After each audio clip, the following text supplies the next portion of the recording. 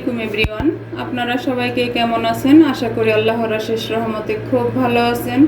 আমিও আপনাদের দোয়া আলহামদুলিল্লাহ ভালো আছি। তো আজকের রেসিপি পাহাড়ি স্টাইল বা চাইনিজ স্টাইলে সব সিদ্ধ। আজকে কোনো মশলা খাবো না, সিদ্ধ রেসিপি আপনাদের সাথে শেয়ার করব। একসাথে 3টা রেসিপি হবে। একটা হবে এই যে কুমড়ো পাতার ডগা সিদ্ধ। তো এই সিদ্ধটা করার জন্য আমি এই যে কুমড়ো শাকের ডগাটা কেটে ধুয়ে পরিষ্কার করে পানিতে ভিজিয়ে রাখছি। তো এই যে এখন প্রথমে আমি ভাত বা রাইসটা রান্না করে নিব। পাহাড়ি বা চাইনিজরা কিন্তু স্টিকি একটা রাইস রান্না করে, তো ওদের মতো এত স্টিকিটা তো আমরা খেতে পারবো না, যার কারণে আমি এই যে পোলাওর চাল দিয়ে একটু স্টিকি হবে এরকম একটা রান্না করব। তো এর জন্যে এই যেখানে আমি 2 কাপ পোলাওর চাল নিছি, আর এখানে মেজারমেন্ট হিসেবে 4 কাপ পানি দিয়ে দিছি। এখন এই চালটাকে এর মধ্যে ঢেলে দিব। ঢেলে এখন আমি চুলাটা জ্বালাই দিব। বিসমিল্লাহির রহমানির রহিম। আর এই চালটার মধ্যে শুধু আমি লবণ দিব। লবণটা দিয়ে আমি স্বাদ মতো আর কি, যার যতটুকু লাগে অতটুকু দিয়ে নেবেন। দিয়ে এখন আমি এটা বলক আসা পর্যন্ত অপেক্ষা করব। এই যে চালটা বলক চলে আসছে, দেখেন মাশাআল্লাহ। এখন এটাকে নেড়ে একটু মিক্স করে দিব। তো আমার প্রিয় ভাই বোনেরা, আমরা তো সারা বছর ঝাল মশলা সব কিছুই খাই, তো মাঝে মধ্যে এরকম একটু সিদ্ধ খাওয়ার মজাই কিন্তু আলাদা। হোটেলেও তো এখন পাওয়া যায় এরকম সিদ্ধ খাবার। আমাদের বাংলাদেশে তো পাহাড়িরা খায়, আর চায়নাতে চাইনিজরাও খায়। তো আমরা বাঙালিরা, পাহাড়িরাও তো বাঙালি, তো ওই রকম খাবার একদিন ট্রাই তো করতেই পারি। যদি আমার আজকের সিদ্ধ ভাত সিদ্ধ শাক আপনাদের একটুও পছন্দ হয়, তাহলে কিন্তু আমার চ্যানেলটাকে সাবস্ক্রাইব করবেন, লাইক করবেন, শেয়ার করবেন এবং কমেন্টস করবেন প্লিজ। আমার ভাই বোনেরা, কার কার এই পাহাড়ি রান্নাগুলো ভালো লাগে অবশ্যই আমাকে কমেন্টসে জানাবেন। আর যারা ফেসবুক পেজ থেকে দেখতেছেন তারা লাইক শেয়ার কমেন্টস করে দিবেন প্লিজ। আরেকটা চুলাতে এটাকে এখন ট্রান্সফার করে একেবারে চুলাটা লো করে এটা বসাই দিব 15 মিনিটের জন্য। এই 15 মিনিটের মধ্যে আমার এই স্টিকি রাইস বা একদম নরম ভাতটা রান্না করা হয়ে যাবে।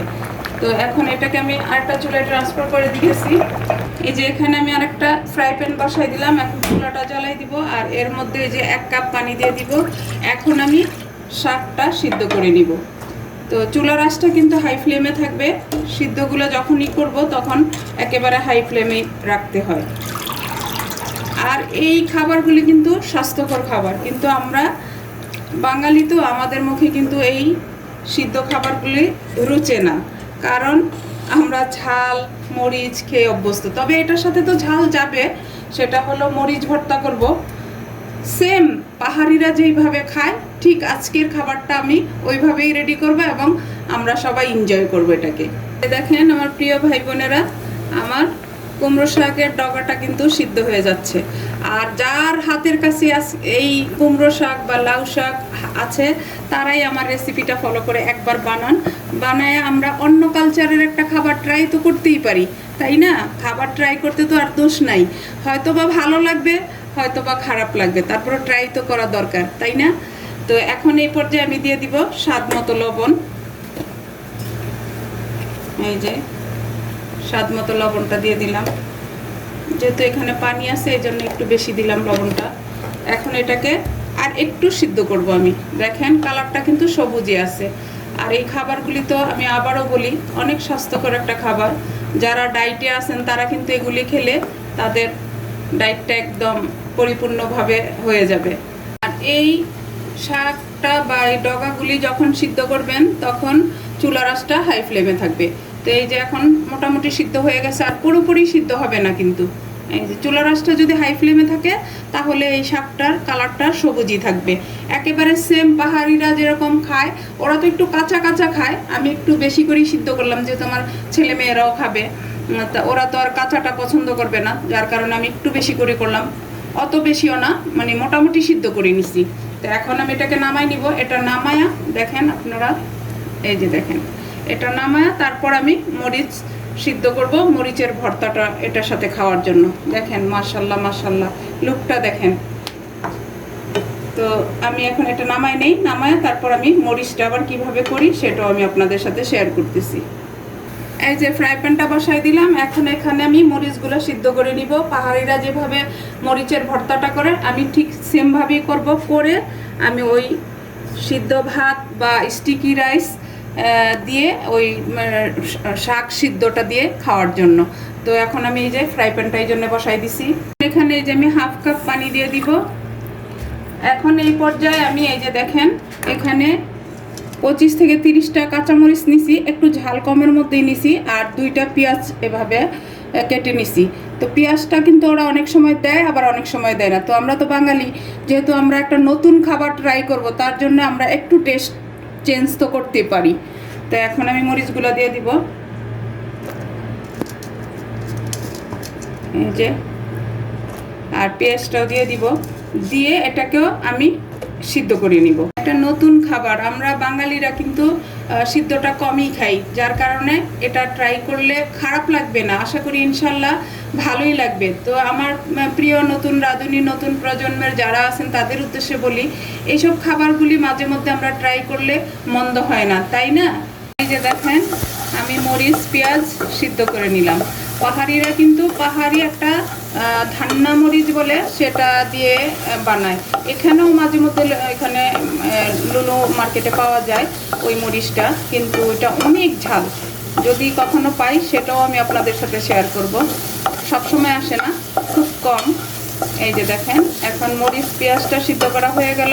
এখন এটাকে আমি সাইডে রেখে আমি এখন দেখবো আমার সিদ্ধ ভাত বা স্টিকি রাইসটা কেমন হলো। এই যে এখন আমি ভাতটা দেখবো, মাশাল্লাহ মাশাল্লাহ, দেখেন একেবারে পাহাড়িদের মতো ভাতটা, এই যে সিদ্ধ ভাতটা হয়ে গেছে, আর স্টিকিও হয়েছে। এই যে দেখেন স্টিকি, এই যে বুঝতে পারতেছেন তো, এই যে। তো আমার স্টিকি রাইস বা সিদ্ধ ভাত রান্না করা হয়ে গেল। এখন এটাকে আমি ঢেকে চুলাটা অফ করে দিব। অফ করে এখন মরিচ ভর্তাটা আমি বানাই নিব। এখন এটাকে আমি এই যে দেখেন একটা হামাল দিস্তার এটা নিয়ে নিলাম, এটা পিতলের আমার। এটাতে এই যে এইভাবে আমি ঠিক পাহাড়িদের মতো করেই ভর্তাটা বানাই নিব, মরিচ ভর্তাটা। দেখেন আমার প্রিয় ভাই বোনেরা, আমার মরিচ ভর্তাটা রেডি হয়ে গেল। আর এটার সেন্টে মানে আর ঠিক থাকতে পারতেছি না, এখনই খেয়ে নিতে হবে। এই যে হয়ে গেল, মাশাল্লাহ মাশাল্লাহ। এখন এটাকে আমি সার্ভ করব।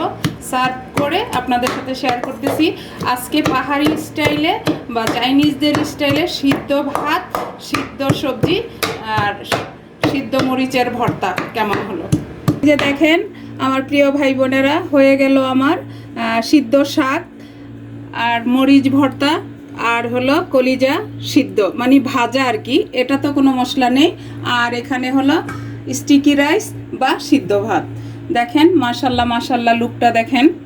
তো এখন আমি একটু ট্রাই করব, ট্রাই করে আপনাদের সাথে শেয়ার করতেছি। দেখেন একেবারে স্টিকি কিন্তু রাইসটা। বিসমিল্লাহির রহমানির রহিম। এই যে, তো প্লিজ আমার ভাই বোনেরা এবং নতুন রাঁধুনি, নতুন প্রজন্মের যারা আছেন তাদেরকে বলতেছি এই রান্নাটা একবার হলো ট্রাই করেন। এখন আমি এই যেখানে নিয়ে নিব, ঠিক পাহাড়িদের মতোই খাওয়ার চেষ্টাটা করব আর কি। পাহাড়িরা কিন্তু কি করে, এই ভাতটাকে এইভাবে নিয়ে, তারপরে এই যে শাক সিদ্ধটাকে এইভাবে নিয়ে, তারপরে এখান থেকে এই যে একটু মরিচ ভর্তা নিলাম, নিয়ে এইভাবে একটা এরকম বানিয়ে তারপরে মুখে দেয়। এই যে আমার প্রিয় ভাই বোনেরা, আমি কিন্তু খাচ্ছি, আপনারাও কিন্তু খেয়ে নেবেন প্লিজ। আপনারা খেয়ে ট্রাই করে আমাকে জানাবেন। এই যে আমি মুখে দিয়ে দিলাম, বিসমিল্লাহির রহমানির রহিম। এত টেস্ট, সত্যি সত্যি পাহাড়ি খাবারটা যে এত মজা ভাবতেও পারিনি। আমার তো ইচ্ছে হইতেছে যে আমি সবগুলি খেয়ে ফেলবো, আমার ছেলে মেয়েদেরকেও দিব না, এরকম মনে হইতেছে। তো প্লিজ আমার ভাই বোনেরা, আপনারা অবশ্যই এটা ট্রাই করবেন। আর আমি বেশিক্ষণ ভিডিওতেও সময় নিতে পারছি না, কারণ আমার এত ভালো লাগছে খাবারটা।